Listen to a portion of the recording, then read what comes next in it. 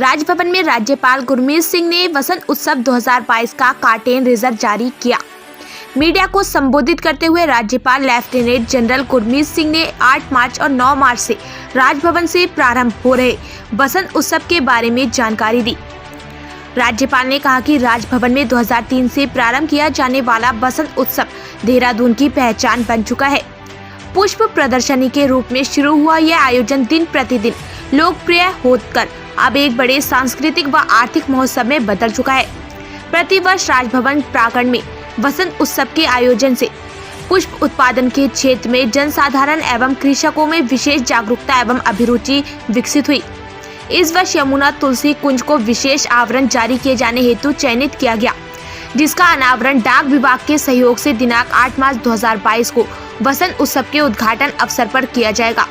यमुना तुलसी एक बहुवर्षीय सुगंधित पौधा है, जिसकी ऊंचाई लगभग 1.5 मीटर होती है। इस वर्ष पहली बार गमलों की प्रतियोगिता को भी सम्मिलित किया गया।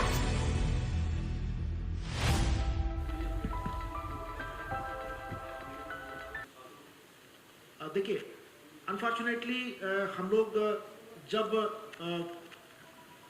किसी प्रकार की नेचुरल कैलामिटी से नुकसान होता है, उसके लिए तो कवर्ड है हमारी जो मौसम आधारित बीमा योजना है, उससे कवर या आपदा प्रबंधन के माध्यम से हम लोग उनको कॉम्पनसेट कर सकते हैं। लेकिन अगर कल्टीवेशन पूरा हो गया और मार्केट अवेलेबल नहीं है, बेच नहीं पाए, केवल फ्लावर्स के लिए नहीं है, आप किसी भी कंपनी, चाहे वेजिटेबल हो, फ्रूट्स हो, नॉन अवेलेबिलिटी ऑफ मार्केट्स जो है हमारी किसी चीज पर कवर नहीं है। वर्तमान में जो सरकारी कॉम्पनसेशन देने की जो व्यवस्था है, तो इस पे हम लोगों को जरूरत है प्रदेश सरकार की। मैं एक चीज स्पेसिफिकली बताना, आत्मनिर्भर उत्तराखंड के नाम से एक 3 साल का और 5 साल का टारगेट्स तैयार कर रहे हैं और उसमें फ्लोरिकल्चर के भी टारगेट्स होंगे। कितना हमको एरिया एक्सपेंशन करना है, कितना प्रोडक्टिविटी एक्सपेंशन करना है और उसके साथ साथ मार्केट अवेलेबिलिटी करना, तो ये सब हमारा लक्ष्य होगा। कुछ लॉन्ग पेंडिंग डिमांड्स हैं जो फ्लोरिकल्चर व्यवसाय में है, वो हम लोग अगले वित्तीय वर्ष में उसकी वित्तीय प्रावधान करने जा रहे हैं।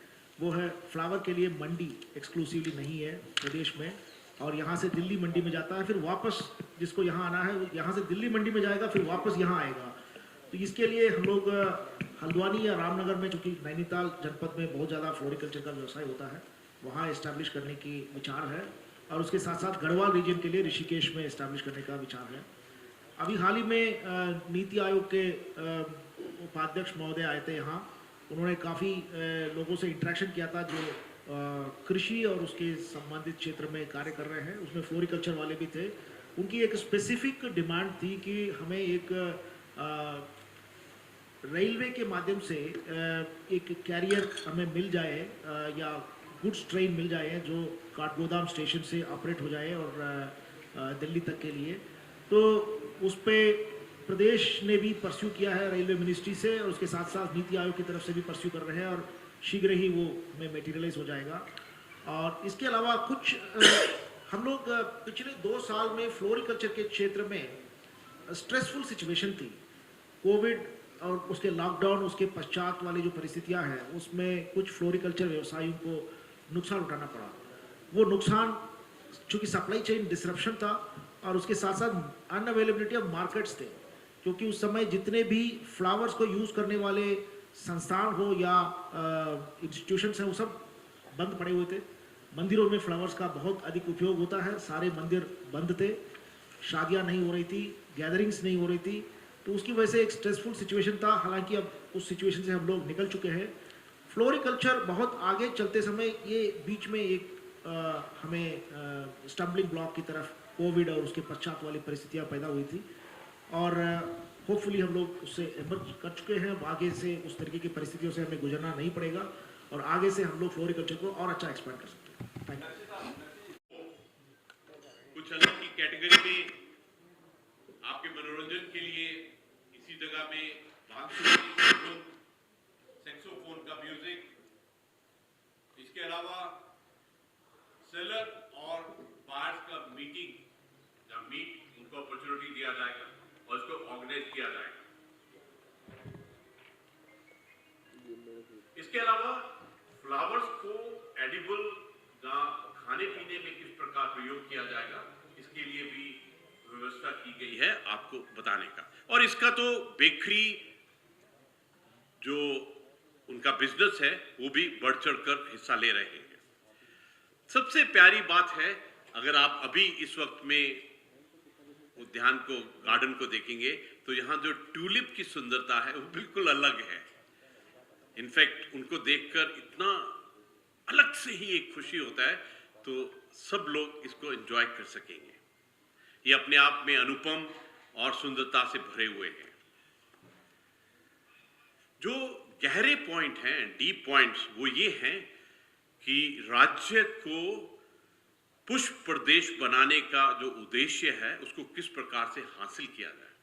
प्राकृतिक ने, प्रभु ने हमको इस चीज में बहुत ब्लेस किया है, लेकिन हम इसको एक इकोनॉमी, बिजनेस और अपने लिए जो इस उत्पादन में है उनके लिए किस प्रकार से हम एक फाइनेंस जनरेट कर सकते हैं, वो एक बहुत बड़ा हमारा उद्देश्य है।